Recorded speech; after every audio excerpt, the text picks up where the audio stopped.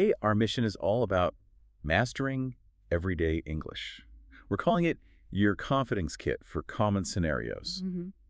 The idea really is to give you practical phrases, the kind that help you feel less, overwhelmed. And more confident in those everyday real-life situations. Exactly. Those little moments that pop up, they seem small, maybe, Yeah. but handling them smoothly, that makes a huge difference to your confidence. It really does. And look, we've pulled together a great stack of sources for this, all focused on practical daily English, the stuff you actually use. Right. So our mission today, extract the best bits, the key linguistic insights, maybe even some surprising facts from this material. Like a shortcut. Kind of. A shortcut to knowing what to say, but also why certain phrases work so well. Whether it's a broken sink, returning something you bought, or just chatting. Okay.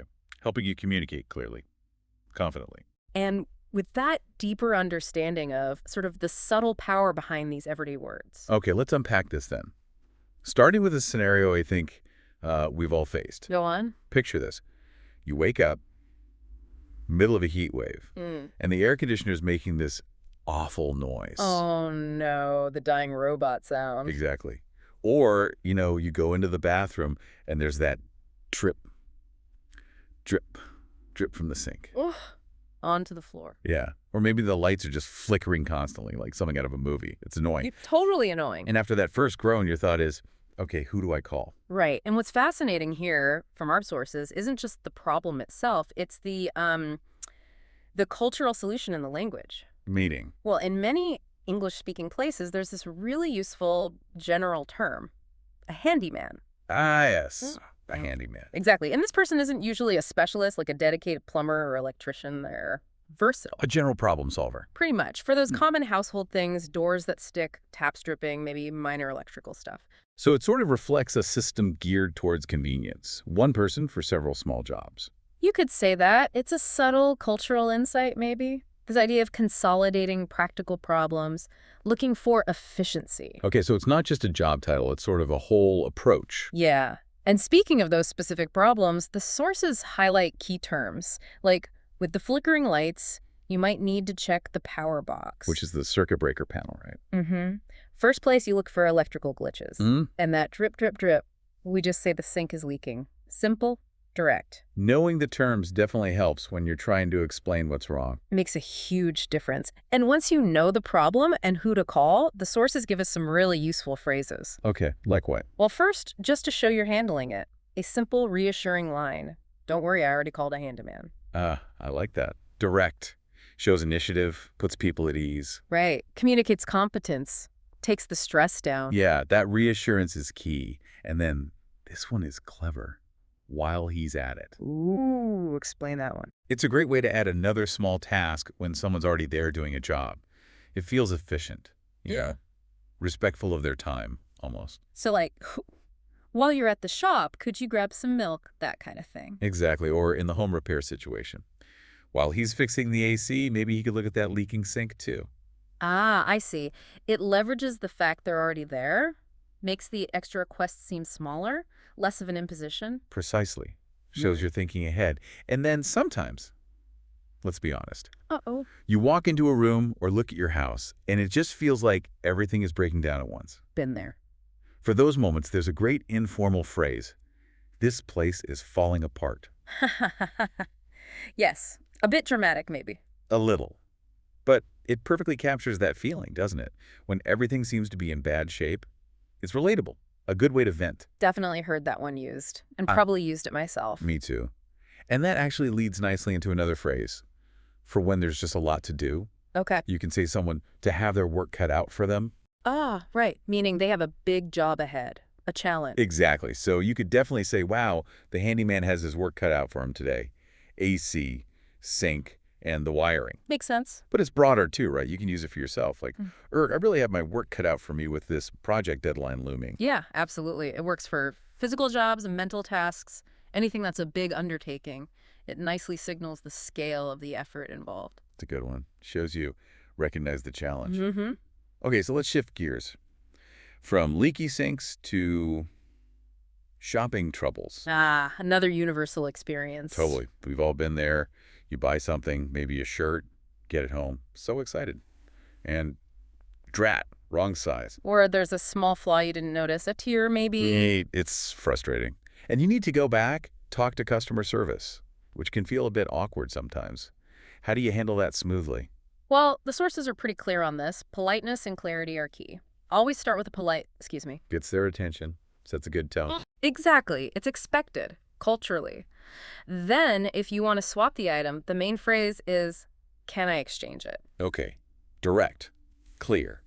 Asks for a swap, not necessarily money back. Right. It frames it as you still wanting something from the store. You're looking for a solution, not just making a complaint. That makes sense. It keeps the door open. Yeah. And after you ask that, what's the almost inevitable next question? Do you have the receipt? Of course.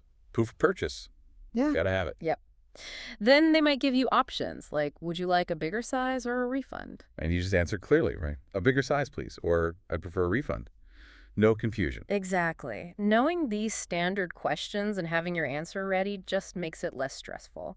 And what if you like the item but need, say, a different color? Good question. Simple one for that. Do you have this in blue or, in a medium or in a different style? Straightforward. Shows you're still interested, just need a variation. Right. Most shop assistants hear that all the time. But this raises a point. What if it's totally out of stock? Or maybe you think the price is wrong, like it's scanned higher than the tag. Yeah, those can be trickier. But again, clear phrases help. If it's out of stock, you can ask, will you restock this item soon? Shows you're keen. Helps you decide whether to wait or look elsewhere. Exactly. And if you think the price is wrong, it's okay to question it politely. Excuse me, I think this price is incorrect. Not aggressive, just asking for clarification. Precisely. You're calmly pointing out a potential issue, asserting your rights as a consumer, but politely. Okay. So whether it's a faulty item or a price query, it boils down to clear, polite communication. That's the core of it. Right. Now, let's talk scheduling. Yeah. Appointments. This one can feel a bit high stakes sometimes. No, I know what you mean. Booking a doctor's visit or an important haircut or a business meeting. Yeah. There can be nerves involved, especially using English if it's not your first language. That worry about getting the date or time wrong, it's a real stress. It really is. But, like you said, knowing the right phrases helps reduce that anxiety. Knowledge is power, right? So what do the sources say? How do you start? Key thing is polite but direct initiation.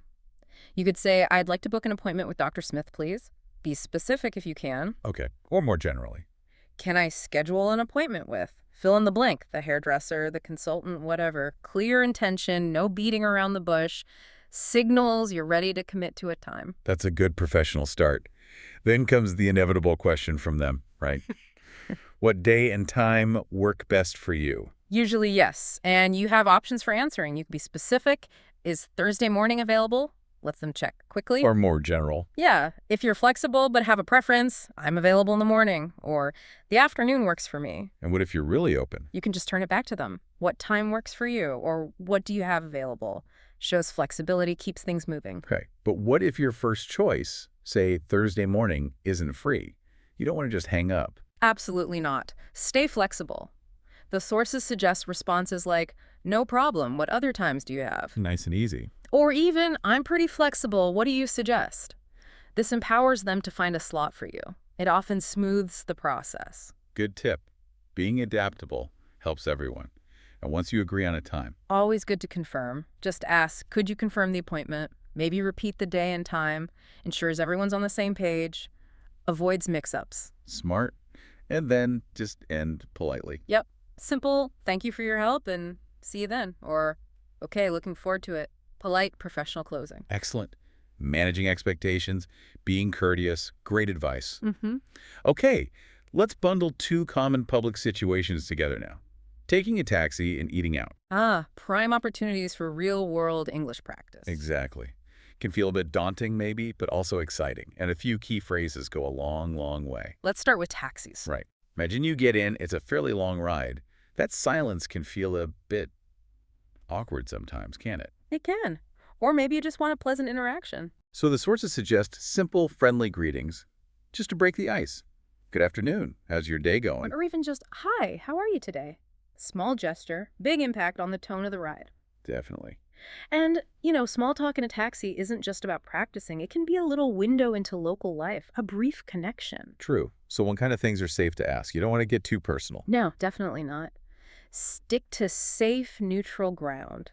Things like, is traffic heavy today? Very common question. Relatable topic? Or maybe, do you drive in this area every day? Shows polite interest in their work without prying. So avoid things like politics or money. Oh, absolutely. Keep it light. Weather, traffic, maybe general comments about the area. And when you state your destination, always polite. Could you take me to the city mall, please? The please makes a difference. Direct, but respectful. Always. And if the driver says something interesting, simple responses work well. Oh, really? Or, that's good to know. Just acknowledges them. What if they talk about their day being busy? A good neutral response is something like, it keeps you busy. It's versatile, shows understanding. Okay. And when the ride's over? Simple and polite again, thank you for the ride. And maybe have a great day leaves a positive final impression. Nice. Okay, part 2 of this section. Restaurants. The fun, or sometimes stressful, experience of dining out. Always an adventure. First thing that usually happens. You walk in, host asks. How many people are in your party? Or just how many? And you answer simply, 2, please. Or a table for 4, or if you're solo, just me. Right. Then comes ordering. This is a key skill. What are the standard ways? Sources give common, polite phrases. I'd like the grilled salmon, please. Or, I'll have the chicken pasta. Clear, decisive. Using I'd like or I'll have. Got it. What about asking for things like water first? Good question. Could we have some water while we decide? Perfectly fine request. And customizing. Say you don't want onions. Also easy. Can I get this without onions? Or can I have the dressing on the side? Assertive, but polite. Allows you to get what you need. That's useful. What if you're stuck? Can't decide. Absolutely. Ask for help. Could you recommend something? Or what's popular? Shows engagement, opens a dialogue. Great tips.